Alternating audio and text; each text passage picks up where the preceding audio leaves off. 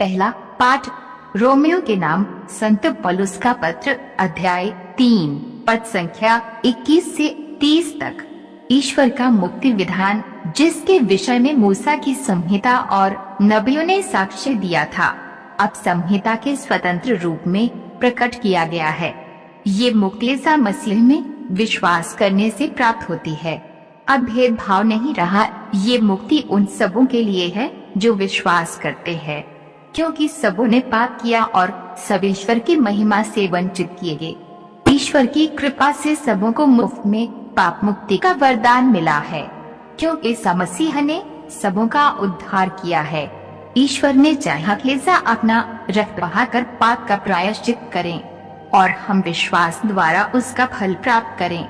ईश्वर ने इस प्रकार अपनी न्यायप्रियता का प्रमाण दिया, क्योंकि उसने अपनी सहनशीलता के अनुरूप पिछले युगों के पापों को अनदेखा कर दिया था। उसने युग में अपनी न्यायप्रियता का प्रमाण देना चाहा, जिससे यह स्पष्ट हो जाए कि वह स्वयं पवित्र है और उन सबों को पाप मुक्त करता है जो ईसा में विश्वास करते हैं। इसलिए किसी को अपने पर गर्व करने का अधिकार नहीं रहा। किस विधान के कारण ये अधिकार जाता रहा? ये कर्मकांड के विधान के कारण नहीं, बल्कि विश्वास के विधान के कारण हुआ, क्योंकि हम मानते हैं कि मनुष्य संहिता के कर्मकांड द्वारा नहीं, बल्कि विश्वास द्वारा पाप मुक्त होता है। क्या ईश्वर केवल यहूदियों का ईश्वर है? क्या वे गैर यहूदियों का ईश्वर नहीं? वह निश्चय ही गैर यहूदियों का भी ईश्वर है, क्योंकि केवल एक ही ईश्वर है जो खतने वालों को विश्वास द्वारा पाप मुक्त करेगा और उसी विश्वास द्वारा बेखतने लोगों को भी। यह प्रभु की वाणी है। सुसमाचार संत लूकस अध्याय 11 पद संख्या 47 से 54 तक। धिक्कार तुम लोगों को, क्योंकि तुम नबियों के लिए मकबरे बनवाते हो, जबकि तुम्हारे पूर्वजों ने उनकी हत्या की। इस प्रकार तुम अपने पूर्वजों के कर्मों की गवाही देते हो और उनसे सहमत भी हो, क्योंकि उन्होंने तो उनकी हत्या की और तुम उनके मकबरे बनवाते हो। इसलिए ईश्वर की प्रज्ञा ने यह कहा, मैं उनके पास नबियों और प्रेरितों को भेजूंगा। वे उनमें कितनों की हत्या करेंगे और कितनों पर अत्याचार करेंगे। इसलिए संसार के आरंभ से जितने नबियों का रक्त बहाया गया है, हाबिल के रक्त से लेकर जकरियस के रक्त तक, जो वेदी और मंदिर गर्भ के बीच मारा गया था, उसका हिसाब इस पीढ़ी को चुकाना पड़ेगा। मैं तुमसे कहता हूं, शास्त्रियों, धिक्कार तुम लोगों को, क्योंकि तुमने ज्ञान की कुंजी ले ली।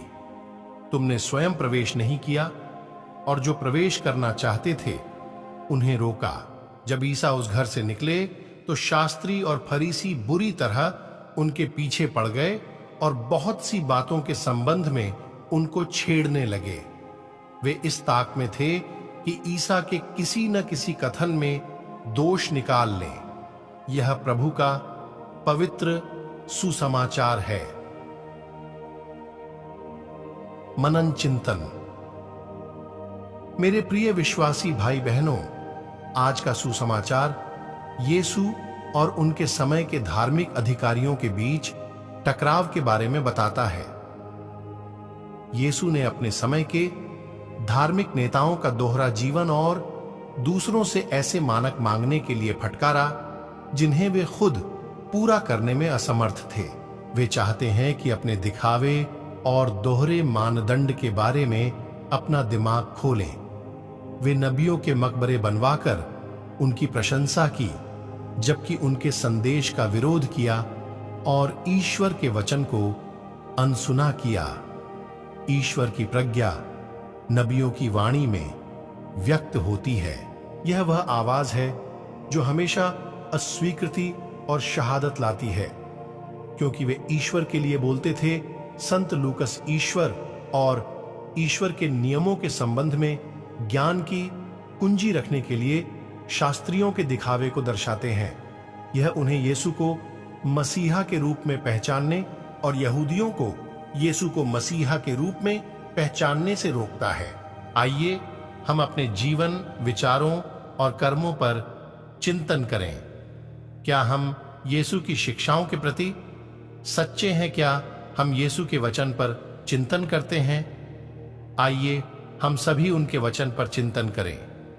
आज के वचन को सुनने वाले सभी विश्वासी भाई बहनों को परमेश्वर आशीष प्रदान करे। आमीन।